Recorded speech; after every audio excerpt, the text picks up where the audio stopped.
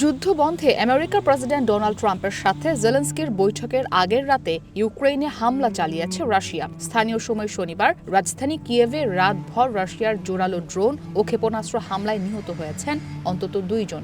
শিশুসহ অন্তত 32 জন আহত বলে জানায় কিয়েভ পুলিশ। হামলার ঘটনায় শহরের প্রায় 1/3 এলাকায় 10 লাখের বেশি ঘরে বিদ্যুৎ সরবরাহ বন্ধ হয়ে গেছে বলে জানিয়েছে কর্তৃপক্ষ।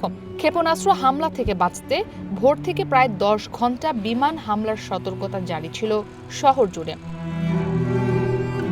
এছাড়া প্রায় 500টি ড্রোন ও 40টি ক্ষেপণাস্ত্র দিয়ে কিয়েভের জ্বালানি অবকাঠামো ও বেসামরিক স্থাপনা লক্ষ্য করে আঘাত হানা হয়েছে বলে জানান ইউক্রেনের প্রেসিডেন্ট ভলোদিমির জেলেনস্কি। জ্বালানি অবকাঠামো ক্ষতিগ্রস্ত হওয়ায় তীব্র শীতের মধ্যে কিয়েভ ও আশপাশের এলাকাগুলোতে 40% আবাসিক ভবনের হিটিং সিস্টেম অকার্যকর হয়ে পড়েছে।